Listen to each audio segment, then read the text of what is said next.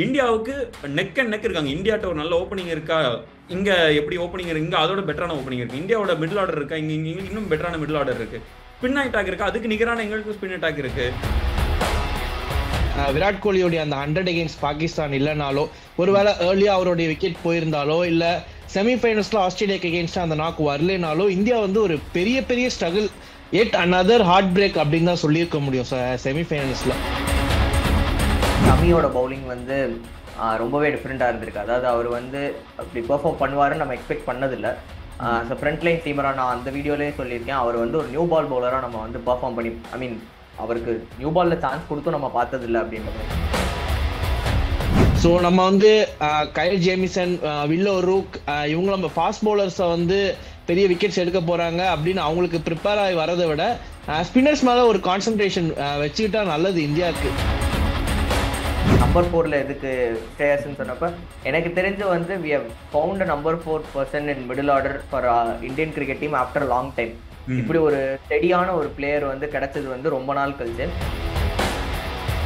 ஒரு சின்ன ஒரு பிட்ல வந்து ஐ ஃபீல் லைக் புது பால்டன் சாண்ட்னரோட கேப்டன்சி வந்து பயங்கரமா இருக்குது ஆக்சுவலா எனக்கு.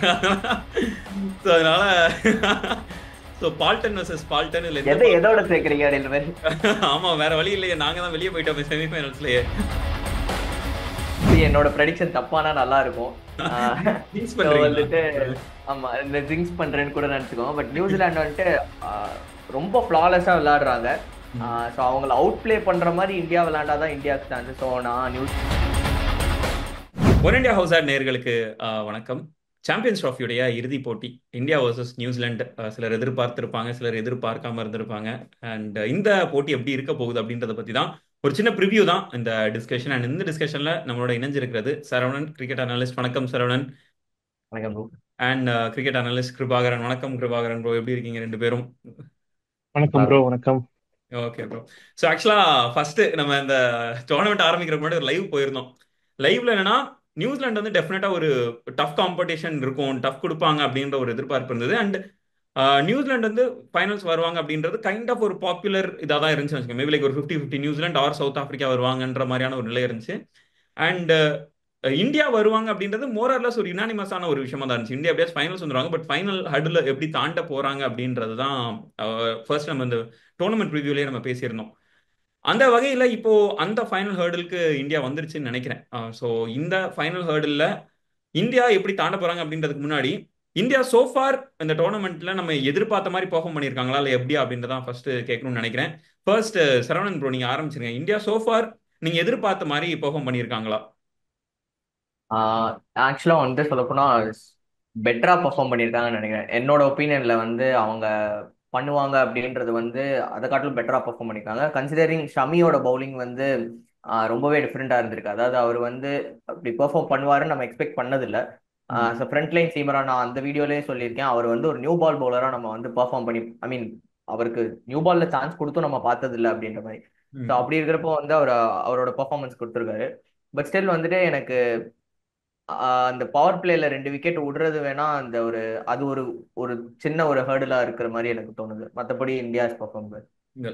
கிருபாகரன், நீங்க எப்படி பாக்குறீங்க இந்த இந்தியா சோஃபார் எப்படி பெர்ஃபார்ம் பண்ணியிருக்காங்க?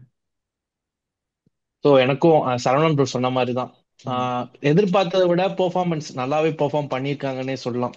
எனக்கும் வந்து ஷமியோடைய அந்த நியூ பால் நம்ம லைவ்லேயே பேசியிருந்தோம். நியூ பால்ல வந்து ஷமி இது வரைக்கும் போல்ட் பண்ணல, பும்ராவுடைய பிளேஸை எப்படி ரீப்ளேஸ் பண்ண போறாரு அப்படின்னு பேசியிருந்தோம். பட் நியூ பால்ல ஷமி எந்த அளவுக்கு இம்பாக்ட் பண்ணியிருக்காரு அப்படிங்கறத இந்த த்ரூ அவுட் த சீரீஸ் நம்ம பார்த்துருக்கோம். ஸோ நியூ பால்ல ஒரு சைடு ஆக்சுவலா நம்ம வந்து லாஸ்ட் 2 மேட்சஸ் செமிஃபைனல்ஸ் அண்ட் நியூசிலாந்துக்கு எகெயின்ஸ்ட் அண்ட் லீக் மேட்சஸ்ல நம்ம 2 ஃபாஸ்ட் பவுலர்ஸோட தான் போயிருந்தோம். ஸோ அந்த ஒரு பும்ரா இல்லாத ஒரு ப்ரெஷரையும் சேர்ந்து 2 ஃபாஸ்ட் பவுலர்ஸ் தான் இருக்காங்க அப்படிங்கிற அந்த ப்ரெஷரையும் ரொம்பவே ஈக்குவலா மேனேஜ் பண்ணி நல்லா பேலன்ஸ் பண்ணி எடுத்துட்டு போனாரு. ஸோ ஷமியோட பெர்ஃபார்மன்ஸ் தான் நம்ம எக்ஸ்பெக்ட் பண்ணதை விட ரொம்ப பயங்கரமா இருந்துச்சு. நம்ம அந்த ஒரு பிளேஸ்ல தான் இந்தியாவுக்கு வந்து ஒரு சின்ன ஒரு பேக் இருந்துச்சு அப்படின்னு பார்த்தோம். ஸோ அந்த ஒரு இடத்துல கூட இந்தியா வந்து நல்லா பெர்ஃபார்ம் பண்ணனாலதான் நம்ம வந்து இந்தியா வந்து நம்ம எதிர்பார்த்த விட பெர்ஃபார்ம் பண்ணியிருக்காங்க அப்படின்னு நம்மளால சொல்ல முடியுது. ஸோ எஸ், எதிர்பார்த்த விட நல்லாவே பெர்ஃபார்ம் பண்ணியிருக்காங்க. ஸோ நம்ம செமிஃபைனல்ஸ் அப்படின்னு பேசியிருந்தோம், ஃபைனல் அப்படிங்கிறது அந்த ஒரு பெர்ஃபார்மன்ஸ்க்கு கிடைச்சதுதான். Okay right cool. ஆக்சுவலாக நானுமே என்னன்னா அந்த பவுலிங் லைன் தான் எனக்கு ரொம்ப இதாக இருந்துச்சு, ஷாக்கிங்காக இருந்துச்சு. ஷமி ஒரு பெரிய இன்ஜுரியில இருந்து வராரு. கௌதம் கம்பீர் கண்டிப்பா ஹர்ஷீப் எடுக்க போறதுல ஹர்ஷித் ராணாவை எடுத்துட்டு போக போறாரு, ஒரு இன்எக்ஸ்பீரியன்ஸ்டு பவுலர். அண்ட் பும்ரா மாதிரியான ஒரு பிளேயர் இல்ல. ஸோ இந்த மாதிரி ஒரு பேஸ் பவுலிங், அந்த பேஸ் அட்டாக்கே ரொம்ப வீக்கா இருந்த மாதிரி தெரிஞ்சது. பட் ஒரு நல்ல டீசெண்டா பெர்ஃபார்மன்ஸ் தான் நான் பாக்குறேன். என்னன்னா ஹர்ஷித் ராணா ஒன்று விமர்சனங்கள் இருக்கலாம், பட் ஸ்டில் அவர் சில விக்கெட்ஸ் வந்து ரொம்ப வைட்டலா எடுத்து கொடுத்துருக்காருன்றதையும் பார்ப்பேன். பட் இன்னும் ஹர்ஷ்தீப் சிங் ஏன் இல்லை அப்படின்றது எனக்கு இன்னுமே ஒரு புரியாத புதிரா தான் இருக்குது. எதனால ஹர்ஷ்தீப் எடுக்க மாட்டாங்க அப்படின்றது. மேபி லைக் ஃபைனல்ல ட்ரை பண்ணுவாங்கன்றது ரொம்ப ரேர் தான் நானும் நினைக்கிறேன். ஏன்னா த்ரூ அவுட் த டோர்னமெண்ட் அவர் இல்லாம ஃபைனல்ஸ்ல மட்டும் ட்ரை பண்ண போறேன் அப்படின்னு சொல்றது வந்து ஒரு ரிஸ்கான ஒரு விஷயமா நான் பார்க்குறேன். அண்ட் பவுலிங்ல எனக்கு ரொம்ப ஃபேசினேட்டிங்காக இருந்தது என்னன்னா, ஆஹ், அக்ஷர் பட்டேல் இன் 5. எனக்கு அது ரொம்ப ஆச்சரியமா இருந்துச்சு. இது எப்படி ஒர்க் ஆகும் அப்படின்ற ஒரு டவுட் இருந்துச்சு. பட் ரொம்ப ஒரு சாலிடான ஒரு பேட்டரா இருந்தாருன்னு தான் நான் பார்க்குறேன். த்ரூ அவுட் டோர்னமெண்ட் போதுமான அளவுக்கு எங்க தேவையோ அங்க அடிச்ச மாதிரியும், எங்க தேவையில்லையோ அந்த இடத்துல கொஞ்சம் ஹோல்ட் பண்ணி நின்ன மாதிரியும் நான் பார்க்குறேன். பட் ஸ்டில் மேபி நம்ம அந்த இடத்துல ராகுல் போட்டு நம்ம பெட்டரா பெர்ஃபார்ம் பண்ணியிருப்பாரா இல்லை அப்படின்னு நிறைய கொஸ்டின்ஸ் இருக்கு. பட் ஒன்று சொல்லுவாங்கல்ல, ஒரு விஷயம் நல்லா இருக்கும்போது அதை ஏன் நீங்க சரி பண்ணணும்னு நினைக்கிறீங்க அப்படின்ற மாதிரி. So for so good. But கடைசியில் ரிப்பேர் ஆச்சுன்னா யூஸ்வலாகவே நம்ம இந்தியா டீம் ஃபைனல்ஸ் வரைக்கும் நல்லா விளையாடிட்டு இருக்காங்க. ஃபைனல்ஸ்னு வரும்போது கொஞ்சம் ஒரு சின்ன ஒரு ஒரு ஒரு சின்ன ஒரு ஜெர்க் இருக்க தான் செய்யும். ஸோ பட் யா, சோஃபார் இதுல எனக்கு இன்னுமே ரொம்ப சர்ப்ரைஸ் பண்ண பிளேயரா நான் பாக்குறது வந்து விராட் கோலியை நான் பாக்குறேன். ஸோ விராட் கோலி பத்தி உங்களோட ஒப்பீனியன் என்ன கிருபாகரன் ஆக்சுவலா இந்த டோர்னமெண்ட்ல? ஆக்சுவலா நம்ம பழைய விராட் கோலியை கம்பேர் பண்ண முடியாது. இப்போ இருக்க விராட் கோலியை நம்ம 2016-17 அந்த விராட் கோலி கம்பேர் பண்ண முடியாது. பட் இப்போ ஆடிட்டு இருக்க விராட் கோலி அப்படிங்கிறது இந்தியாவுக்கு இந்த இந்த ஸ்டேஜ்ல இந்த கண்டிஷன்ஸ்ல தேவைப்படுற க்ரூஷியல் நாக்ஸ் நிறைய ஆடி ஆடி இருக்காரு. ஸோ ஒருவேளை நம்ம விராட் கோலியோடைய அந்த 100 அகேன்ஸ்ட் பாகிஸ்தான் இல்லைனாலோ, ஒருவேளை ஏர்லியா அவருடைய விக்கெட் போயிருந்தாலோ, இல்ல செமிஃபைனல்ஸ்ல ஆஸ்திரேலியாக்கு அகேன்ஸ்டா அந்த நாக் வரலனாலோ, இந்தியா வந்து ஒரு பெரிய பெரிய ஸ்ட்ரகிள், எட் அனதர் ஹார்ட் பிரேக் அப்படின்னு தான் சொல்லியிருக்க முடியும் செமிஃபைனல்ஸ்ல. ஸோ பெரிய பவுண்டரிஸ் எதுவுமே நம்ம அடிச்சு பார்த்துருக்க மாட்டோம். பெரிய சிக்ஸஸ் எதுவுமே ஒரு சிக்ஸஸ் கூட அடிக்கல இந்த டோர்னமெண்ட்ல. பவுண்டரிஸ்மே ரொம்ப ரேரா தான் வந்துச்சு. அங்கங்க தேவையான லூஸ் பால்ஸ்ல மட்டும்தான் ஒரு பவுண்டரிஸ் அடிச்சிருக்காரு. ஸோ அப்படி பார்க்கும்போது அந்த ஸ்ட்ரைக் ரொட்டேஷன் எவ்வளவு குரூஷியலா இருக்கு, எவ்வளவு கண்ட்ரோல்டான இன்னிங்ஸ் வந்து தேவைப்பட்டுச்சு அப்படிங்கிறது தெரிஞ்சிச்சு. துபாய் கண்டிஷன்ஸ் வந்து இந்தியாவுக்கு ஒரு அட்வான்டேஜ் அப்படிங்கிற மாதிரிலாம் சொல்லியிருந்தாங்க. பட் அந்த வென்யூல அந்த கண்டிஷன்ஸ்ல வந்து ஸ்ட்ரைக் ரொட்டேஷன் வந்து ரொம்ப ரொம்ப இம்பார்ட்டன்ட். ரொம்ப கண்ட்ரோல் பண்ணி ஆடணும். நம்ம ரோஹித் சர்மாவே இன்டென்ட் காட்டி ஆடுறாருன்னு சொல்லும் போது ரோஹித் சர்மாக்கே பெரிய பவுண்டரிஸ் அண்ட் சிக்ஸஸ் வரல ஃபர்ஸ்ட் 10 ஓவர்ஸ்ல. ஸோ அப்படி பார்க்கும்போது அந்த கண்டிஷன்ஸ் எப்படி இருந்துச்சு அப்படிங்கிறது நம்மளுக்கே தெரியும். ஸோ அந்த கண்டிஷன்ஸ்ல விராட் கோலியோடைய இன்னிங்ஸ் அந்த 11 to 40 ஓவர்ஸ் அந்த இன்னிங்ஸ் அவர் ஆடல அப்படின்னா இந்தியா வந்து பாகிஸ்தானுக்கு எகேன்ஸ்டா அந்த அந்த விக்டரியும் ரொம்ப ஈஸியா கிடைச்சிருக்காது. ஆஸ்திரேலியாக்கு எகேன்ஸ்டாவும் இந்தியா வந்து ஸ்ட்ரகிளான ஒரு ஸ்டேஜ்ல தான் போயிருக்கும். ஸோ அப்படி பார்க்கும்போது இந்த விராட் கோலி வந்து கண்டிஷன்ஸுக்கு தகுந்த மாதிரி அவரை வந்து ஆக்சஸ் பண்ணிட்டு அந்த மாதிரி ஆடி இருக்காரு. ஸோ ரொம்ப ரொம்ப ஆக்சுவலி இந்த இந்த டோர்னமெண்ட் இந்தியா வின் பண்ணுச்சு அப்படின்னா அவருடைய நாக் தான் வந்து நம்ம ஹையா வந்து ரேட் பண்ணணும். ஸோ வழக்கம் போல பிக் டோர்னமெண்ட் இந்தியான்னு வந்துட்டா விராட் கோலி கிட்ட தான் வரணும் அப்படின்னு எல்லாரும் சொன்னது வந்து 100% இல்ல 200% ட்ரூ தான். ஓகே, உங்களுக்கு எப்படி, நீங்க எப்படி பாக்குறீங்க சரவணன் இதை? சர்ப்ரைஸே ஆனதுல ப்ரோ, விராட் கோலிக்கு நம்ம எதுக்கு சர்ப்ரைஸ் ஆக்சுவலா ஆகணும். நான் மட்டும் தான் சர்ப்ரைஸ் ஆயிருக்கேன் போல. ஆக்சுவலா லைவ்ல வந்து பயங்கரமா பேஷ் பண்ணி பேசிட்டேன். இப்பதான் கொஞ்சம் ஒரு மாதிரி இருக்கு, ஐயோ ரொம்ப ஓவரா இல்ல பேசிட்டோம். நான் ஏன்னா அப்பவே நான் முன்னாடியே சொல்லியிருந்தேன், விராட் கோலி வந்து ஒரு ஃபார்ம் போச்சுன்னா வந்து கண்டிப்பா அது ஓடிஐல வந்தாருன்னா திரும்ப அந்த ஃபார்ம் ரீகெயின் பண்ணிடுவாரு. அது மாதிரிதான். ஸோ அப்படி இருந்தனால வந்து நம்ம பெருசா ஓடிஐ ஆடினது இல்லை. அண்ட் அவரோட ரோல் தெரியும்ல ப்ரோ, முன்னாடியே நம்ம அந்த லைவ்ல பேசினப்பே அதே தான் சொல்லியிருந்தேன். 2023 வேர்ல்ட் கப்ல எப்படின்னா அவரு விளையாடுவாரு, அவரை சுத்தி மற்ற பேட்ஸ்மேன்ஸ் விளையாடணும், அதுதான் பிளானே எப்பயுமே. ஸோ ம். அவர் ஒரு ஆங்கரிங் ரோல் தான் பண்ண போறாரு. அவர் அந்த 11 to 40 ஓவர்ஸ் நிக்கணும், கண்டிப்பா அந்த 30+ ஓவர்ஸ் நிக்க போறாருன்னா நின்றுணும் அவர். அதுதான் அவரோட ஒர்க். அதை ம். அவர் ரொம்பவே ஃபிளாலஸா பண்ணியிருக்காரு. ம். எனக்கு தெரிஞ்ச அந்த ஒரு ஷாட் போகாம இருந்திருந்தாருன்னா போன மேட்சும் செஞ்சுரி அடிச்சிருப்பாரு. அது வந்து அன்டவுட்ஃபுல்லி கண்டிப்பா அவர் அதான் பண்ணியிருப்பாரு. அண்ட் வந்து அவர் சொன்ன மாதிரி தான், இப்போ ரன்ஸ் வந்துட்டு பவுண்டரிஸ்லேயே சிக்ஸஸ்லேயே வரலன்னா அந்த ஸ்ட்ரைக் ரொட்டேஷன் வந்து எவ்வளோ இம்பார்ட்டன்ட்ன்றதை வந்து காட்டியிருக்காரு. ம். அந்த சிங்கிள்ஸ்லேயும் டூஸ்லேயும், ஏன்னா வந்து அந்த மாறி மாறி ரெண்டு பேட்ஸ்மேன் விளையாடுறப்ப தான் வந்து பவுலர்ஸ்க்கும் வந்து சேலஞ்சாக இருக்கும். அப்போ ஆஹ், அவங்களோட ட்ரிக்கு, அவங்களோட பிளான்ஸை வந்து பிரேக் பண்ண முடியும். இப்போ ஒரே பேட்ஸ்மேன் இருக்காங்க அதே சைடில் நிற்கிறாங்கன்னா பவுலருக்கும் ஒரு ஈஸியாக இருக்கும் விக்கெட்ஸ் எடுக்கிறதுக்கு. ஸோ ம். அந்த ஸ்ட்ரைக் ரொட்டேஷன் அது எல்லாமே சேர்ந்து தான் அந்த இத்தனை விக்டரிக்கும் ஒரு ரீசன் இருக்கு. ஸோ அதனால அவர் வந்து he's played a crucial role. இதுக்கு முன்னாடியும் சரி இப்பயும் பண்ணியிருக்காரு. அதனால அது சர்ப்ரைசிங்கா எனக்கு இருந்தது இல்லை. Okay right. இந்த இடத்துல ஆக்சுவலாக நான் வந்து கையை தூக்கி சரண்டர் தான் ஆகணும்னு நினைக்கிறேன். ஏன்னா முடிஞ்ச அளவுக்கு எவ்வளோ கலாய்க்க முடியுமோ அவ்வளோ கலாய்ச்சேன். இப்போ வந்து சீரியஸாக தலை குனிஞ்சு நிற்கிறேன் அப்படின்ற மாதிரியான நிலம். அண்ட் விராட் கோலி மாதிரி இன்னொரு பிளேயரை நான் பாராட்டணும்னு பார்க்குறேன், ஸ்ரேயஸ் ஐயர். அவர் டீம்ல இருப்பாரா இல்லையா, அவரெல்லாம் வாங்காத ட்ரோலே கிடையாது. பட் இந்த இதில் உண்மையாக எனக்கு தெரிஞ்சு ப்ரூவ் பண்ணிட்டாருன்னு நினைக்கிறேன். அவர் வந்து அந்த ஒரு ரோல்ல நான் பக்காவை என்கிட்ட என்ன கேட்குறாங்களோ அதை நான் உங்கள்கிட்ட கொடுக்குறேன் அப்படின்ற மாதிரி ஏதோ ஒரு புது விதமா வந்து சேர்ந்த மாதிரி இருக்குது. அவரை பவுன்ஸ் போட்டனா உடனே தெரியாதவருக்கு அப்படின்னு சொல்றதா இருக்கட்டும், அவருக்கு பேஸ் பவுலிங்லாம் பெருசாலாம் விளையாட தெரியாது அப்படின்னு சொல்றதா இருக்கட்டும், அதெல்லாத்தையும் உடைச்சிட்டு மொத்தமா அந்த டோர்னமெண்ட்ல தனியால வந்து என்ன சொல்றது ஒரு ஷைன் பண்ணியிருக்காருன்னு நினைக்கிறேன். மத்த அப்கோர்ஸ் விராட் கோலி மாதிரியான ஒரு ஸ்டார் நேமா இருக்கட்டும், இல்ல வருண் சக்கரவர்த்தி மாதிரியான பிளேயரா இருக்கட்டும், அக்ஷர் பட்டேல் ஒரு சைட்ல இருக்கட்டும், இப்படி தனித்தனியா எல்லாருமே ஷைன் பண்ணி தான் எனக்கு தெரிஞ்சு ஒருவேளை விராட் கோலியோட அந்த ஓவர் என்ன சொல்றது ஒரு ரெண்டு ஒரு செஞ்சுரி அண்ட் ஒரு இது கொஞ்சம் ஒரு ரொம்ப சூப்பரான இன்னிங்ஸ் அகைன்ஸ்ட் ஆஸ்திரேலியா அப்படின்னு வந்ததுனால ஒருவேளை அண்டர் த ரேடார் போயிருச்சோ அப்படின்ற மாதிரி எனக்கு ஸ்ரேயஸோட இன்னிங்ஸ் தோணுது. நீங்க எப்படி பாக்குறீங்க சரவணன் இதை? அதான் நீங்க சொன்ன மாதிரி வந்து பாத்தீங்கன்னா, அப்படி பார்த்தா பர்சனலாவே வந்து நானுமே வந்து நிறைய ஸ்டேயர்ஸ் வந்து ட்ரோல் பண்ணியிருக்கேன். பிகாஸ் ஆஃப் அந்த பவுன்சர் வந்து ஒழுங்கா விளையாட மாட்டாரு, பவுன்சருக்கு ரொம்ப இதுவாகுறாரு. அண்ட் வந்து ஆப்போனன்ட் டீம் கோச்சே வந்து சொல்லி அவுட் ஆகுற அளவுக்கு மோசமா இருந்திருக்காரு. அந்த ட்ரோல்ஸ்லாம் ஃபேஸ் பண்ணியிருக்காரு. ஈவன் அந்த 2023 வேர்ல்ட் கப்லயுமே வந்துட்டு பெருசா பவுன்சர்ஸ் அவர் வந்து ரொம்ப கேஷுவலா அடிச்சு பார்த்தது இல்ல. ம், பட் இந்த கான்ட்ராக்ட் லூஸ் அதுக்கப்புறம் வந்துட்டு அவர் திரும்ப போய் டொமஸ்டிக் ஆடிட்டு மற்ற டோர்னமெண்ட்ஸ்லாம் உள்ள விளையாண்டு ஜெயிச்சு ம், அப்போ வந்து அவர் நல்லா டிரான்ஸ்ஃபார்ம் ஆகி வந்தது. அதுக்கடுத்து அந்த டோர்னமெண்ட்ஸ்லாம் நீங்க பார்த்துருந்தீங்கனாலே தெரிஞ்சிருக்கும்.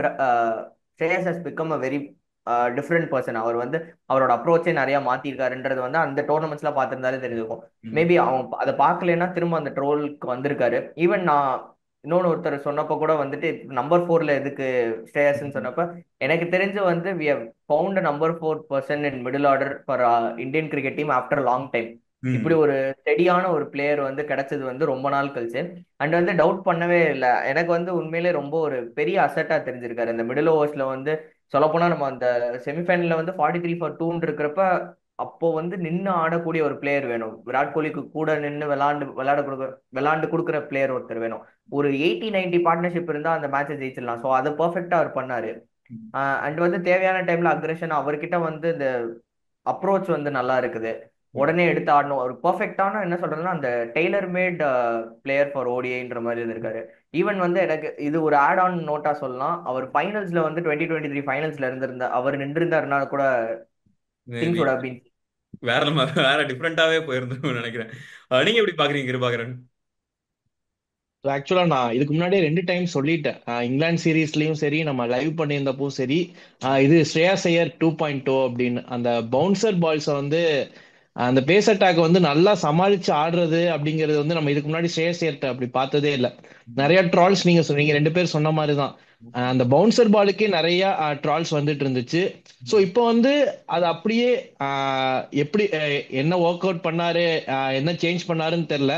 பட் இப்போ அந்த பவுன்சர் பால்ஸை வந்து சூப்பராகவே ஆடுறாரு. ம், ஆக்சுவலா கண்ட்ரோல் பண்ணி நல்லா புல் ஆடுறாரு. நிறைய ரன்ஸ் அந்த அந்த இடத்துல வந்து ஸ்ட்ரகிள் ஆகிற மாதிரியே தெரியல. வெல் லெஃப்ட் கூட விட மாட்டேங்கிறாரு. அதை வந்து கண்ட்ரோல் பண்ணி ஷார்ட் ஆடிடுறாரு, மிடில் ஆஃப் த பேட்ல ஆடிடுறாரு. ஸோ அப்படி பார்க்கும்போது ஸ்ரேயஸ் ஐயர் வந்து நீங்க சொன்ன மாதிரி விராட் கோலியோட அந்த 183 வந்து அவரை ஒரு பொசிஷன் மேல போயிருச்சோ, ஸ்ரேயஸ் ஐயரோட இன்னிங்ஸ் அவ்வளோக்கா பேசலையோ அப்படின்னு கேட்கலாம். பட் நிறைய பேர் பேசல அப்படின்னாலும் நிறைய கிரிக்கெட் எக்ஸ்போர்ட்ஸ் நிறைய பேர் சொல்றது என்னன்னா, விராட் கோலிக்கு ஈக்குவலான அந்த சப்போர்ட் வந்து அந்த பாகிஸ்தான் கேம்லயும் சரி, செமிஃபைனல்ஸ்ல 43-2ல இருந்தப்பவும் சரி, இவரும் பெருசா பவுண்டரிஸ் பெருசா அடிக்கலனாலும் அந்த ஸ்ட்ரைக் ரொட்டேஷன் அப்படிங்கிறது சரவணன் ப்ரோ சொன்ன மாதிரி தான். அந்த டெய்லர் மேட் ஓடிஐ இன்னிங்ஸ் அப்படிங்கிறது வந்து பெர்ஃபெக்டா ஆடி இருக்காரு. ஃபியூச்சர்ல அடுத்து அடுத்து இந்தியா வந்து அடுத்து நெக்ஸ்ட் 2 இயர்ஸ் நிறைய ஓடிஐஸ் ஆடுறாங்க. 2027 வேர்ல்ட் கப் நான் ஆல்ரெடி சொல்லியிருந்தேன், 27 வேர்ல்டு கப்புக்கு நம்பர் 4 கண்டிப்பா ஸ்ரேயஸ் ஐயர் தான் இருக்கணும் அப்படின்னு. ஸோ இப்பவே அந்த ஸ்பாட்டை வந்து மற்ற ஸ்பாட்டை பத்தி தெரியல, பட் நம்பர் 4 ஸ்பாட் அப்படிங்கிறது வந்து அவர் பேர்ல எழுதிட்டாரு. So okay. Long innings long career ஓடியை பொறுத்த வரைக்கும் அவருக்கு பெரிய லாங் கரியர் இருக்கு. ஸோ எஸ், யுவராஜ் சிங்க்கு அப்புறம் அந்த நம்பர் 4 ஸ்பாட் இந்தியா தேடிட்டு இருந்தாங்க. ம். ஸ்ரேயஸ் ஐயர் வந்து அந்த பொசிஷன்ல வந்து நல்லா ஃபிக்ஸ் ஆயிட்டாரு. ஸோ ஸ்ரேயஸ் ஐயர் வந்து அடுத்து ஓடிஐல ஒரு அந்த மிடில் ஆர்டர்ல ஒரு பிக் திங்கா இந்தியன் கிரிக்கெட்டுக்கு வரப்போறாரு. So yes. கூல். ஆக்சுவலா அந்த 26 கோடி அப்படின்னு சொல்லி எல்லாம் ஃபுல்லா பயங்கரமா கலாய்ச்சிட்டு இருந்தோம். இப்போ வந்து okay now look who is லாஃபிங் அப்படின்ற மாதிரி தனியா வந்து என்ன சொல்லிட்டு இருக்காருன்னு நினைக்கிறேன் அவரு. ஸோ இன்னொரு பிளேயர் நிறைய பாசிட்டிவ்ஸ் இருக்குது. அண்ட் அஃப்கோர்ஸ் நம்ம கேப்டனுக்கு வருவோமே. கேப்டன் வந்து வந்ததுலேருந்து என்ன சொல்றது, அவரு நீங்க என்ன வேணா பண்ணிக்கங்கடா, கீழே பின்னாடி என்ன வேணா பண்ணிக்கங்க, மேல நான் தான் ஆடுவேன் அப்படின்னு சொல்லிட்டு. எனக்கு இன்னுமே நிறைய டைம் டவுட் வருது. ஓகே ரைட், நீங்க ஒரு 350 ரன் சேஸ் பண்றீங்க அப்படின்னா ஸ்டார்டிங் ஒரு ஒரு ஒரு ஒரு ஒரு ஒரு ஜம்ப் ஸ்டார்ட் மாதிரியோ ஒரு குவிக் ஸ்டார்ட் கொடுத்தோன்னா பின்னாடி வர்ற பிளேயர்ஸ் வந்து கொஞ்சம் ப்ரெஷர் இல்லாம ஆடுவாங்கன்ற ஒன்று இருக்கு. 220 240 ரன் சேஸ் பண்ணும்போது எதுக்கு அவ்வளோ அவசரப்படணும்? எதனால இப்போ எந்த மேட்ச்னு தெரியல. இஃப் நாட் ராங், நியூசிலாண்டா ஆஸ்திரேலியாவோடவான்னு தெரியல, ஏதோ ஒரு தொடர்ந்து 2 3 கேட்ச் மிஸ் ஆச்சு. ஆஸ்திரேலியாவோட கரெக்ட், ஆஸ்திரேலியாவோட ஒரு நிறைய கேட்ச் மிஸ் ஆச்சு. சரி, கேட்ச் மிஸ் ஆகுது, அப்போ தெரியுது 3 டைமும் என்னமோ சம்திங் அவருக்கு வாய்ப்பு கிடைச்சது. அதுக்கப்புறமும் கூட அப்பவே தெரியுது ஓகே ரைட், உங்களுக்கு இப்போ டக்குன்னு நீங்க இன்னும் செட்டில் ஆகலன்னு தெரிஞ்சதுக்கு அப்புறம் கொஞ்சம் ஸ்லோ டவுன் பண்ணி கொஞ்சம் செட்டில் ஆயிட்டு அதுக்கப்புறம் ஆடுறதுல எந்த ஒரு தப்பும் கிடையாது. அஃப்கோர்ஸ் உங்களுக்கு பின்னாடி இவ்வளவு பிளேயர்ஸ் இருக்க போறாங்க அப்படின்ற ஒரு தைரியம் இருக்கு. பட் ஆனா உங்ககிட்ட இருந்து என்ன கான்ட்ரிபியூஷன் இருக்கு அப்படின்ற ஒரு இது இருக்கு. ஆக்சுவலா எனக்கு ரோஹித் மேல இருக்கிற ஒரு மிகப்பெரிய ஃப்ரஸ்ட்ரேஷன் இது. ஓகே ரைட், நான் வந்தோடனே அட்டாக் தான் பண்ணுவேன், அட்டாக் தான் பண்ணுவேன் அப்படின்னா அட்டாக் பண்ணி நீங்க எந்த ரிட்டர்ன் கொடுத்தீங்க அப்படின்ற ஒரு கொஸ்டின் இருக்கு. அட்டாக் பண்றதுனால ஒரு 20 ரன் தான் கிடைக்குது. ஒரு 10 பால்ல எத்தனை, ஒரு 12 பால்ல 20 ரன். இதெல்லாம் இதெல்லாம் நான் வந்து கடைசியில் குல்தீப் யாதவ் நான் வாங்கிப்பேன் இந்த ரன்ஸ் எல்லாம். உங்ககிட்ட தான் எனக்கு வேற மாதிரி ரன் தேவைப்படுது அப்படின்ற ஒரு இது இருக்கு. ஸோ அஃப்கோர்ஸ் கிருபாகரன் உங்ககிட்ட நான் கேட்கணும்னு நினைக்கிறேன். ரோஹித் சர்மாவோட ரோல் என்னவா இருக்குது? இந்த மாதிரியான ஒரு பெர்ஃபார்மன்ஸ் அவர்கிட்ட வந்து எப்படி நீ அஃப்கோர்ஸ் என்ன சொல்றது, நம்ம நிறைய சர்ப்ரைசஸ் பார்த்துருப்போம், நிறைய டிசப்பாயிண்டிங் பிளேயர்னு பார்த்துருப்போம். ரோஹித் சர்மா மேல எதிர்பார்ப்பு இவ்வளவுதான் இருந்ததுன்னு நான் நினைக்கிறேன். எனக்கு எனக்கு பர்சனலி எனக்கு ரோஹித் சர்மாட்ட இவ்வளவுதான் நான் எதிர்பார்த்தேன். நீங்க எப்படி பாக்குறீங்க ரோஹித் சர்மாவோட இந்த டோர்னமெண்ட்? ஆக்சுவலா ஒரு ஹியூஜ் டிசப்பாயின்மெண்ட் அப்படின்னு தான் சொல்லணும். இன்னும் ஃபைனல்ஸ் முடியல, பட் இப்போ வரைக்கும் ஆடினதை வச்சு பார்க்கும்போது ஒரு பெரிய டிசப்பாயின்மெண்ட் ரோஹித் பெர்ஃபார்மன்ஸ்ல. நான் நிறைய ஷாட், நிறைய சான்ஸ் கிடைக்குது, நிறைய அவசரமா ஆடுறாரு, இன்டென்ட் காட்டுறாரு அப்படிங்கறத தாண்டி அந்த இன்டென்ட் காட்டியும் பெருசா ரன்ஸ் வர மாதிரி தெரியல. சோ அதுதான் ஒரு 20 30 ஒரே ஒரு 40 அடிச்சாருன்னு நினைக்கிறேன். அந்த 20 30 அப்படி ஆடுறதுக்கு கொஞ்சம் செட்டில் ஆயிட்டார் அப்படின்னா ரோஹித் சர்மா வந்து வேற மாதிரி ஆடுவார், எல்லாத்துக்குமே தெரியும். சோ இப்ப ரீசெண்டா சுனில் கவாஸ்கர் கூட ஒரு ஒரு இன்டர்வியூல சொல்லியிருப்பாரு, இந்த 20 30 ரன்ஸ் அப்படிங்கிறது ரோஹித் சர்மா அந்த 20 30 ஓவர்ஸ் ஆடினாரு அப்படின்னா நிறைய ரன்ஸ் வரும் அப்படிங்கிற மாதிரி சொல்லியிருந்தாரு. ஆக்சுவலா ரோஹித் அடிச்ச அந்த பெரிய நாக்ஸ் எல்லாம் பாத்துட்டீங்க அப்படின்னா ஒரு 50 தாண்டினக்கு அப்புறம், 100 தாண்டினக்கு அப்புறம் நல்லா ஆக்சிலேட் பண்ணுவாரு. சோ அந்த மாதிரி ஒரு நாக் ஆடிட்டு போகலாம். இன்னொரு விஷயம், இந்த இந்த இன்டென்ட் அப்படிங்கிறது ஒரு 300 பிளஸ் சேஸ் அந்த மாதிரியான டார்கெட்டுக்கு ஓகே அப்படின்னு சொல்லலாம். இல்ல இந்தியன் கண்டிஷன்ஸ்ல இப்போ வேர்ல்ட் கப் 2023 ஆடினாரு அப்படின்னா அந்த மாதிரியான கண்டிஷன்ஸ்ல ஓகே அப்படின்னு சொல்லலாம். பட் துபாய் கண்டிஷன்ஸ் ரொம்ப ட்ரிக்கியான சேஸ் தான். விராட் கோலி மாதிரியான பேட்ஸ்மேன்ஸ் அந்த அந்த கண்டிஷன்ஸ் எப்படி யூஸ் பண்ணிக்கிட்டாங்க, எப்படி ஆடினாங்க அப்படிங்கறத நம்ம பார்த்தோம். ரோஹித் சர்மாவும் அந்த கண்டிஷன்ஸ் கொஞ்சம் அவருடைய விக்கெட் அப்படிங்கிறது ஒரு குரூஷியல். என்னதான் இந்தியாவுக்கு நம்பர் 8 வரைக்கும் பேட்டிங் இருந்தாலும் ரோஹித் சர்மாவுடைய விக்கெட் அப்படிங்கிறது வந்து ரொம்பவே குரூஷியல். ஒரு big player, big tournament player அப்படிங்கும் போது அவரு ஒரு பவர் பிளேவை தாண்டி ஒரு 15 ஓவர்ஸ் ஆச்சு நின்னாரு அப்படின்னா அவர் பேட்ல இருந்து வர ஒரு 40 ரன்ஸ், ஒரு 50 60 ரன்ஸ் அப்படிங்கிறது இப்போ ஆஸ்திரேலியா கூட வந்து நம்ம சேஸ்ல இன்னும் ஒரு விக்கெட் நம்ம எக்ஸ்ட்ரா போயிருந்துச்சு, ஒரு 10 ஓவர் முன்னாடி ஒரு விக்கெட் போயிருந்துச்சு அப்படின்னா ரொம்ப ப்ரெஷர்ல போயிருப்போம். சோ அப்படி அந்த ஒரு சிச்சுவேஷனுக்கு தகுந்த மாதிரி, அந்த ஒரு கண்டிஷனுக்கு தகுந்த மாதிரி ஆடி இருக்கணும். ஸோ ரோஹித் சர்மா வந்து இன்டென்ட்டை காட்டுறது தப்பு இல்ல, அது வந்து கண்டிஷன்ஸுக்கு தகுந்த மாதிரி காட்டினா ஓகே.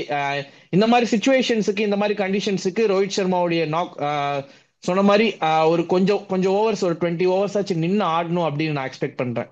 ஓகே ரைட், நீங்க எப்படி பாக்குறீங்க சரவணன் ரோஹித் சர்மாவோட இந்த டோர்னமெண்ட்?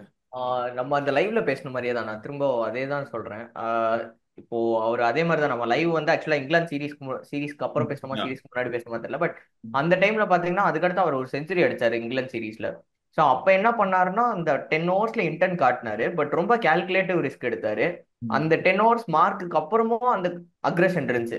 அதுதான் வந்து ரோஹித் கிட்ட வந்து ஒரு ஃபைன் டச் இருக்கும். அதாவது நீங்க இவர் அஸ்வினோட ஒரு இன்டர்வியூல கூட பார்த்திருப்பீங்க. விராட் கோலி வந்து கேட்டாரு இது மாதிரி யார் வந்து ரொம்ப டேஞ்சரஸான பிளேயர்னு, தோனின்னு சொன்னேன். இல்ல, ரோஹித் தான். பிகாஸ் ரோஹித் வந்து ஒன்ஸ் செட்டில் ஆயிட்டாருன்னா எங்க போட்டாலும் அடிப்பாரு. எங்க போட்டாலும் அவர்கிட்ட வேரியேஷன் ஆஃப் ஷாட்ஸ் இருக்கு. இப்போ ஆர்த்தடாக்ஸ் பிளேயர் கிடையாது, அவரும் சில அன்ஆர்த்தடாக்ஸ் ஷாட்ஸ் அடிப்பாரு. இப்போ விராட் கோலி மாதிரி ஆள் கிட்ட நீங்க அன்ஆர்த்தடாக்ஸ் ஷாட்ஸ் பார்க்க முடியாது. பட் நீங்க ரோஹித் கிட்ட வந்து ஸ்கூப்லா திடீர்னு வரும் அவர்கிட்ட இருந்து, எக்ஸ்பெக்ட் பண்ண முடியாத மாதிரி. அவர் ஒரு 140ல இருப்பாரு, அப்போ ஒரு ஸ்கூப் அடிப்பாரு 6லாம். அதை நீங்க விராட் கோலி கிட்ட பார்க்க முடியாது. விராட் கோலி அதே 140ல இருக்கும்போதும் ஆர்த்தடாக்ஸ் ஷாட் தான் ஆடுவாரு. So that makes Rohit Sharma as a dangerous player in that kind of situation. அப்படி இருக்கிறப்போ வந்துட்டு அவர் இந்த 10-20 வந்து அவர்கிட்ட இருந்து வர்றது ரொம்ப டிசப்பாயிண்டிங் தான். ஒரு ரோஹித் சர்மா ஃபேன்ஸ்லாம் ரொம்ப டிசப்பாயிண்ட். ஜென்ரலாவே நான் வந்து சொல்றேன், அந்த ஒரு 5-6 ஓவர்ஸ்ல அவுட் ஆறாருன்றது வந்து அவர் என்ன அதுல ஈல்டு கொடுத்தாரு. ஏன்னா இப்போ நம்ம இந்தியன் கண்டிஷன்ஸ்ல அந்த 2023 வேர்ல்ட் கப்ல அந்த ம். இன்டென்ட் வந்து தேவைப்பட்டுச்சு. பட் ம். இப்ப இந்த இன்டென்ட் வந்து நமக்கு என்ன, நமக்கு அங்க ஈல்டு கொடுக்கும்ன்றத அவர் யோசிச்சாருன்னா கொஞ்சம் மேபி. அண்ட் அவருக்கு ஆல்ரெடி அந்த ஒரு எக்ஸ்பீரியன்ஸ் இருக்கு. அவர் அடிக்க போய் தான் வந்து ஃபைனல்ஸ்ல லூஸ் பண்ணோம். அங்க இருந்து ஸ்டார்ட் ஆன பாயிண்ட் தான். ஸோ அதெல்லாம் அவர் கொஞ்சம் கால்குலேட் பண்ணாருன்னா, அஸ் வெல் அஸ் வந்து நியூசிலாந்துக்கு ஆப்போசிட்டா வந்து ஹி ஹஸ் நாட் பெர்ஃபார்ம்டு. அதாவது நீங்க ஐசிசி டோர்னமெண்ட்ஸ்ல எடுத்துக்கிட்டீங்கன்னா ம். T20 அண்ட் 50 ஓவர் கம்பேரிட்டிவா சேர்த்து சொல்றேன். அப்படி இருக்கும்போது அவர் அந்த இதெல்லாம் கொஞ்சம் ஃபேக்டர்ஸ் யோசிச்சு பார்த்தாருன்னா, ஓகே நான் 10 ஓவர்ஸ் நின்னா டீமுக்கு ஒரு வேல்யூ ஆட் ஆகும்னா ஐ ம். ஷுட் ஸ்டாண்ட் அப்படின்னா. ஏன்னா இப்போ நீங்க கன்சிடர் பண்ணீங்கன்னா, நீங்க கில்லுமே last 3 matches I is not performing. அவருமே பெர்ஃபார்ம் பண்ண மாட்டாரு, இவரும் பெர்ஃபார்ம் பண்ண மாட்டான்றப்போ அந்த 10 ஓவர்ஸ்குள்ள 2 பேருமே போயிட்டாங்கன்னா வந்து அந்த 10 ஓவர் மார்க்ல வந்து பவுலர் டீம் தான் அப்பர் ஹேண்ட்ல இருக்காங்க. And நீங்க விளையாட போறது ஃபைனல்ஸ். இது வந்து ஒரு ஹை ப்ரெஷர் கேம்ன்றப்போ இந்த 2 விக்கெட்ஸ் வந்து ஈஸியா போறது வந்து நல்லா இருக்காது. அதனால அவர் கொஞ்சம் ரெஸ்பான்சிபிளா எடுத்து ஆடுவாருன்னு நம்புறேன். ஓகே. ஆக்சுவலா ஃபைனல்ஸ் வந்து இப்போ நியூசிலாண்டோட விளையாட போறாங்க இந்தியா. நியூசிலாந்துல ஆக்சுவலா நான் ரொம்ப ஷாக் ஆனது என்னன்னா அவங்களோட ஸ்பின் அட்டாக். யோ என்ன இந்த மாதிரி ஒரு ஸ்பின் அட்டாக் உங்ககிட்ட இருக்குதா அப்படின்னு சொல்லிட்டு ஷாக் ஆக முடியுது. ஏன்னா இவரு பிலிப்ஸ் வந்து போடுறாரு 10 ஓவர் போடுறாரு. இனியா பார்ட் டைம் பவுலர் தானே சொன்னீங்க நீங்க அப்படின்ட்டு. ரச்சின் ரவீந்திரா போடுறாரு உங்களுக்கு ஸ்பின், அதுல விக்கெட் கிடைக்குது. சாண்ட்னர் அவர் வந்தனாலே விக்கெட் உங்களுக்கு விழுது. அவர் ஓவரில் அட்டாக் பண்ண முடியாத ஒரு நிலை இருக்குது. ஸ்பின் அட்டாக் இப்படி போயிட்டு இருக்கும்போது பேட்டிங்ல பார்த்தோம்னா டாம் லாதம் நல்ல டச்ல இருக்காரு, கேன் வில்லியம்சன் நல்ல டச்ல இருக்காரு, Rachin Ravindra form of his லைஃப்ல இருக்காரு. டேரில் மிச்சல் எல்லாம் போட்டு அடி அடின்னு அடிக்கிறாரு போன மேட்ச்ல. பிலிப்ஸ் போட்டு அடிக்கிறாரு. ஃபீல்டிங்ல சொல்லவே வேணாம், டாப்ல இருக்காங்க. ஸோ இப்போ ஒரு ஹோல் பேக்கேஜா அவங்க வந்து ஒரு என்ன சொல்றது, இந்தியாவுக்கு நெக் அண்ட் நெக் இருக்காங்க. இந்தியாட்ட ஒரு நல்ல ஓப்பனிங் இருக்கா, இங்க எப்படி ஓப்பனிங் இருக்கு, இங்க அதோட பெட்டரான ஓப்பனிங் இருக்கு. இந்தியாவோட மிடில் ஆர்டர் இருக்கா, இங்க இங்க எங்களுக்கு இன்னும் பெட்டரான மிடில் ஆர்டர் இருக்கு. ஸ்பின் அட்டாக் இருக்கா, அதுக்கு நிகரான எங்களுக்கு ஸ்பின் அட்டாக் இருக்கு. ஸோ இந்த மாதிரி எக்கச்சக்க விஷயங்கள் இந்தியாட்ட என்னென்ன இருக்குதோ அதோட ஒரு படி மேலேயோ இல்லை அதுக்கு ஈக்குவலான ஒரு ஸ்ட்ரென்த்தையோ இப்போ நியூசிலாந்து வச்சுட்டு இருக்கும்போது மேபி லைக் நம்ம கொஞ்சம் அண்டர் எஸ்டிமேட் பண்ணோமோ அப்படின்னு எனக்கு பர்சனலாக தோணுச்சு. நான் வந்து நியூசிலாண்டை கொஞ்சம் அண்டர் எஸ்டிமேட் பண்ணிட்டேன் அப்படின்னு தான் தோணுச்சு. ஏன்னா இப்படி ஒரு அட்டாக் அவங்க கொண்டு வருவாங்க நான் எதிர்பார்க்கல. ஸோ நியூசிலாண்டோட இந்த ஃபைனலில் வந்து வின் அண்ட் லூஸ் இந்த விஷயத்த டிசைட் பண்ண போகிற ஃபேக்டர்ஸ் அப்படின்னு நீங்கள் நினைக்கிற விஷயங்கள் என்னென்ன அப்படின்னு நீங்கள் சொல்லிடுறீங்களா? சரவணன் ஆக்சுவலாக நீங்கள் சொல்லிடுங்கன்னு நினைக்கிறேன். நீங்கள் ஸ்டார்ட் பண்ணுங்க. ஸோ நம்ம பேசினது முன்னாடி பேசின மாதிரி பார்த்தீங்கன்னா, நியூசிலாந்து கிட்ட இருந்து இந்த ஒரு பவுலிங் அட்டாக் வந்து நம்ம எக்ஸ்பெக்ட் பண்ணல. ம். அஸ் வெல் அஸ் அவங்க இதில் பவுல்ட் இல்லை. பட் ம். வந்து நம்ம பெருசாக என்ன சொல்றது, நம்ம நம்ம எல்லாமே நியூசிலாண்டுன்றப்ப சீமர்ஸ்ன்னு மட்டும் தான் நினச்சிருக்கோம். ம். ஆனால் அவங்க அந்த பார்ட் டைம் பவுலர்ஸ் வச்சு இவ்வளோ அழகாக ரொட்டேட் பண்ணி சாண்ட்னர் எடுத்துட்டு வருவார்ன்றதை எக்ஸ்பெக்ட் பண்ணவே இல்லை. அதில் ஒரு அப்பர் ஹேண்ட் இருக்கு அவருக்கு.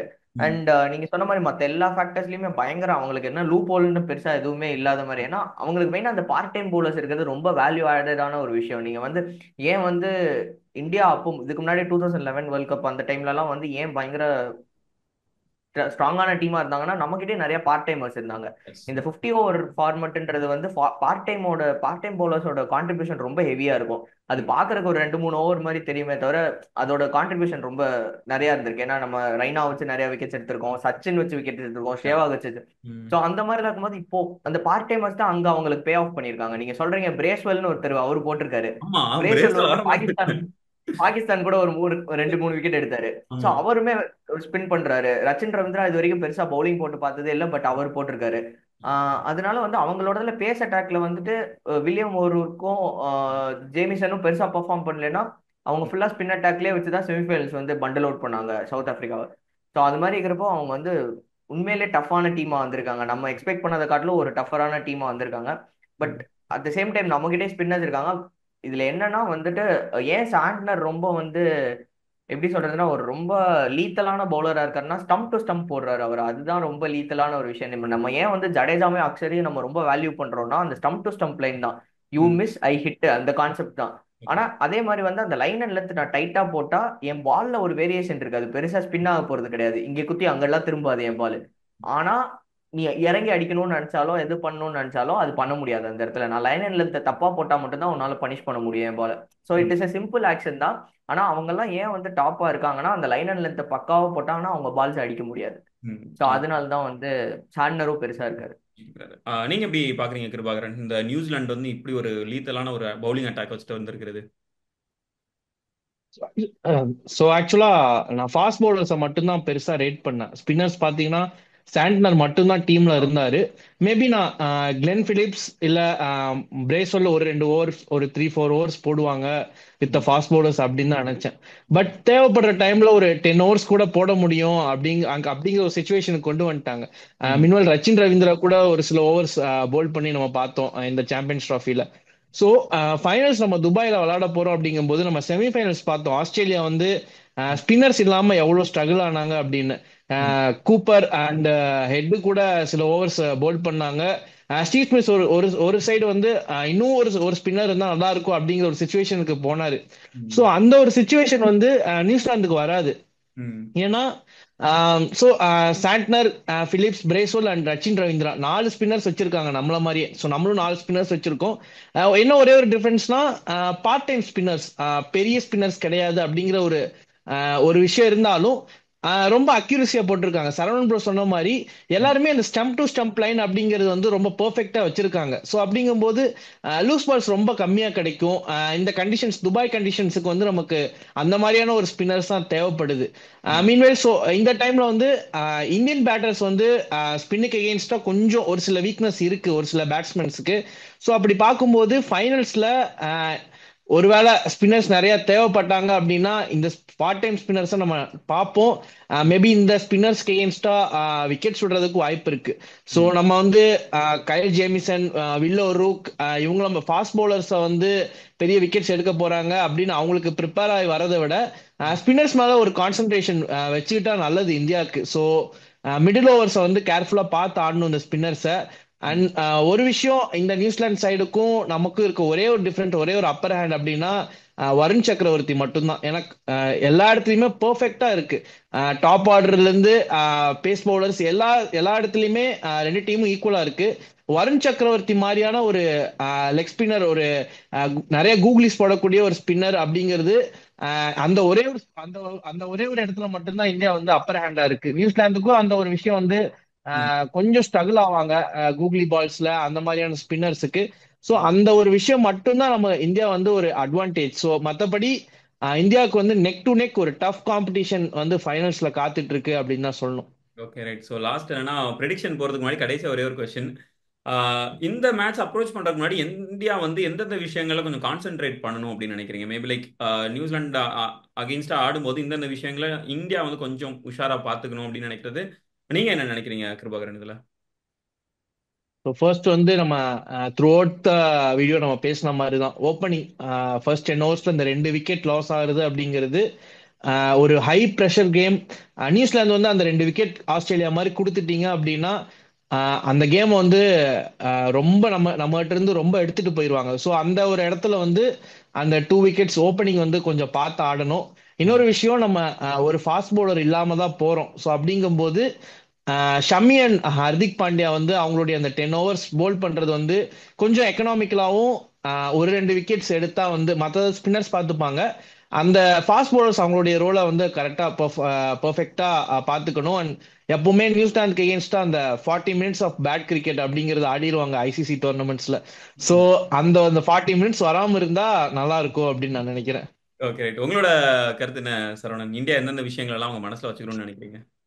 நான் அது ரெண்டு தான் பிரிச்சுப்பேன் ப்ரோ. ஃபர்ஸ்ட் வந்து என்னன்னா, இஃப் நம்ம ஃபர்ஸ்ட் பேட்டிங் பண்றோம், இல்ல பேட்டிங் பண்றோம்னால ஜென்ரலா வந்துட்டு அந்த ரன்ஸ் வராம டாட்ஸ் பைல் அப் ஆகுறது வந்து நம்ம பண்றது ரொம்ப பெரிய தப்பா இருக்கு. ம். ஃபைனல்ஸ்லயும் பாத்தீங்கன்னா ராகுல் நிறைய டாட்ஸ் ஆடினதே ஒரு பெரிய, அந்த மிடில் ஓவர்ஸ்ல நான் சொல்றேன். Yeah. இத்தனைக்கும் அவங்க வந்து பார்ட் டைம் ஸ்பின்னர் வச்சு போட்டப்பே மிடில் ஓவர்ஸ்ல ரொம்ப ஸ்ட்ரகிள் பண்ணுது. அதே மாதிரி இங்க பண்ணிடக்கூடாது. ஏன்னா இங்க மறுபடியும் நான் அவர் சொன்ன மாதிரி தான், கிருபா சொன்ன மாதிரி வந்துட்டு எல்லாமே ஸ்டம்ப் டு ஸ்டம்ப் போடுறாங்க. அதுக்காக வந்து நம்மளுக்கு பவுண்டரிஸ் கிடைக்கலன்னா அது டாட்ஸ் பைல் அப் பண்ணிடக்கூடாது. இது வந்து பேட்டிங் சைட்ல மிடில் ஆர்டரும் சரி, யாருனாலும் யார் விளையாண்டாலும் அந்த பைல் அப் பண்றது வந்து பிரச்சனை ஆகும். ம். அண்ட் வந்துட்டு அஸ் வெல் அஸ் இந்த ஓப்பனிங் வந்து 2 விக்கெட் டக்குன்னு போறது வந்து அவங்க ஆட்டோமேட்டிக்கா அந்த கேம் எடுத்துட்டு போயிருவாங்க. ஏன்னா ஃபர்ஸ்ட் 10 ஓவர்ஸ்ல நம்ம ஒரு ஃபாஸ்ட் பவுலிங் கிட்ட கொடுத்துட்டோம்னா அதுக்கடுத்து அவங்க கிட்ட இருக்கிற எல்லா ஃப்ரெஷ் ஸ்பின்னர்ஸும் வந்து டாமினேட் பண்ண ஆரம்பிச்சிருவாங்க. அது ம். ஒண்ணு. அதுக்கடுத்து செகண்ட் இது என்னன்னா, அவர் சொன்ன மாதிரி நம்ம 2 ஸ்பின்னர் 2 ஃபாஸ்ட் பவுலர்ஸ் வச்சு தான் போக போறோம். எனக்கு தெரிஞ்சு நாளைக்கு பிளேயிங் லெவல்ல எந்த சேஞ்சுமே இருக்காது 2 டீம் கிட்டயுமே. ஸோ நம்ம அப்படி போறப்போ வந்துட்டு மிடில் ஓவர்ஸ் மேபி நம்ம கண்டெயின் பண்ணிடலாம். இஃப் சப்போஸ் நம்ம ஃபர்ஸ்ட் பேட்டிங் பிடிச்சி நம்ம சேஸை கண்ட்ரோல் பண்றோம்னா வந்துட்டு கடைசி 10 ஓவர்ஸ்ல வந்து நம்ம பேசர்ஸ் வச்சு தான் நம்ம மேனேஜ் பண்ணுவோம். ஸோ ம். அப்போ அந்த பேசர்ஸ் வந்து ஆன் மார்க்ல இருக்கணும். Considering Hardik Pandyas last match bowling சுச்சுவேஷன்ல அவர் ஒருத்தர் தான் வந்து 8 per over ரன் ரேட்ல கொடுத்தாருன்னு நினைக்கிறேன். அவரோட ஓவர் ரேட்ல பாத்தீங்கன்னா 5 ஓவர்ல 40+ ரன்ஸ் கொடுத்திருந்தாரு. ஸோ அப்படி இருக்கும்போது இந்த ரெண்டு பேசர்ஸை நம்பி தான் நம்ம அந்த டெத் ஓவர் போறோன்றப்ப அது ரொம்ப ரிஸ்கியான ஒரு ஃபேக்டர். ஸோ இந்த ரெண்டு வந்து நம்ம அந்த இடத்துல டாட்ஸ் பைல் அப் பண்ணக்கூடாது, இந்த சைடு வந்துட்டு ரன்ஸை லீக் பண்ணிடக்கூடாது, சேஸை வந்து கண்ட்ரோல் பண்றப்ப. So okay. அதான். இப்போ கடைசியா என்னன்னா ரெண்டு பேரும் உங்க ப்ரெடிக்ஷன் சொல்லிடலாம் நினைக்கிறேன். ஃபர்ஸ்ட் நான் என்னோட ப்ரெடிக்ஷன் சொல்லிடுறேன். ஆக்சுவலா எனக்கு நான் ஜெனியூனா நினைக்கிறது என்னன்னா நியூசிலாந்து வந்து நான் இவ்வளோ பெரிய இடத்துக்கு வருவாங்கன்னு நினைக்கல. எனக்கு ஃபர்ஸ்ட்ல இருந்தே ஒரு ஷாக் கொடுத்துட்டே இருக்காங்க. அண்ட் ஃபைனல்ஸ்க்கு நியூசிலாண்டா இந்தியான்னு வரும்போது கண்டிப்பா இந்தியா தான்ப்பா அப்படின்னு நினைச்சிட்டு இருந்தேன். பட் ஆனா எனக்கு என்னமோ இந்த டைம் ரொம்ப டஃப்பா இருக்கும்னு தோணுது. ஒரு சின்ன ஒரு பிட்ல வந்து ஐ ஃபீல் லைக் புது பால்டன் சாண்ட்னரோட கேப்டன்சி வந்து பயங்கரமா இருக்குது ஆக்சுவலா எனக்கு. ஸோ அதனால ஸோ பால்டன் வர்சஸ் பால்டன் இதுல எந்த எதோட சேர்க்குறீங்க அப்படின்ற மாதிரி. ஆமா வேற வழி இல்லையே, நாங்க தான் வெளியே போயிட்டோம் செமிஃபைனல்ஸ்லயே. ஃபைனல்ஸ்ல நாங்க கொஞ்சம் வந்து உட்கார்ந்துக்கிறோம் அப்படின்னு சொல்லிட்டு இது சொல்றேன். ஸோ சாண்ட்னரோட கேப்டன்சி வந்து எனக்கு ரொம்ப பிடிச்சிருக்கு. ஒரு பயங்கரமா இருக்கு. அவர்கிட்ட இருக்கிற அந்த ரிசோர்ஸை வந்து எவ்வளவு அழகா பயன்படுத்துறாரு அப்படின்றது பாக்குறதுக்கு ரொம்ப சந்தோஷமா இருக்கு. அண்ட் அந்த வகையில பார்க்கும்போது 51% எனக்கு ஒரு ஒரு பாயிண்ட் ஒரு பாயிண்ட் ஒரு எக்ஸீட் ஆகுது எனக்கு தெரிஞ்சு. அந்த இதுல ஒரு எக்ஸப்ஷனலா நிக்கிறாருன்னு தோணுது. ஸ்டாட்னரோட அந்த கேப்டன்சில இருக்கிற இந்த நியூசிலாந்து வந்து எனக்கு தெரிஞ்சு ஒரு எட்ஜில் வின் பண்ணுவாங்களோ அப்படின்றதான் என்னோட ப்ரெடிக்ஷனா இருக்குது. கிருவாகரன் எப்பவுமே பாசிட்டிவிட்டி. கிருவாகரன் அவர் சொல்ற அவர்கிட்ட இருக்கிற பாசிட்டிவிட்டியில பாதி நமக்கு இருந்தா போதும், வாழ்க்கை நல்லா இருக்கும். சொல்லுங்க கிருவாகரன். இந்தியாக்கு இந்தியா 70, நியூசிலாந்து 30. ஓ 70-30. Okay. Right right, Yeah. Nice nice. உங்களோட ப்ரெடிக்ஷன் சரவணன் இதுல? நான் கொஞ்சம் அந்த சைடு நியூசிலாந்து சைடு தான் bro போவேன். மேபி என்னோட ப்ரெடிக்ஷன் தப்பானா நல்லா இருக்கும். ஜிங்ஸ் ஸோ பண்றீங்களா? வந்துட்டு ஆமா இந்த ஜிங்ஸ் பண்றேன்னு கூட நினைச்சுக்கோங்க. பட் நியூசிலாந்து வந்துட்டு ரொம்ப ஃபிளாலெஸ்ஸா விளையாடுறாங்க. ஸோ அவங்கள அவுட் பிளே பண்ற மாதிரி இந்தியா விளையாண்டாதான் இந்தியாவுக்கு சான்சஸ். ஸோ நான் நியூசிலாந்து தான் ப்ரெடிக்ட் பண்றேன். ஸோ இத்தனை அந்த பெர்சன்டேஜ் மீட்டர் அப்படி எதுவும் இருக்குதா உங்களுக்கு? மேபி 60-40. ஓ 60-40. Okay right nice. ஸோ சும்மா இந்த மிடில் தான் இருக்கு. என்னது நம்ம ஓவரால் ப்ரெடிக்ஷன் ஆவரேஜ் படி பார்த்தோம் அப்படின்னா நியூசிலாந்து சைடு ஒரு குட்டி அட்வான்டேஜ் இருக்கிற மாதிரி தருது. பட் 70% கிருபாகரன் இந்தியா கொடுத்ததுனால அந்த ஒரு பெர்சன்டேஜ் டிஃபரன்ஸ்ல மேபி லைக் இந்தியா வின் பண்ணுவோம் அப்படின்ற மாதிரி சொல்லலாம். So thank you so much for joining us Saravanan and Kirubakaran. Next ஒரு வீடியோவில் டெஃபினட்டாக மீட் பண்ணுவோம். Until then it's bye. Thank you so much. Thank you. Thank you.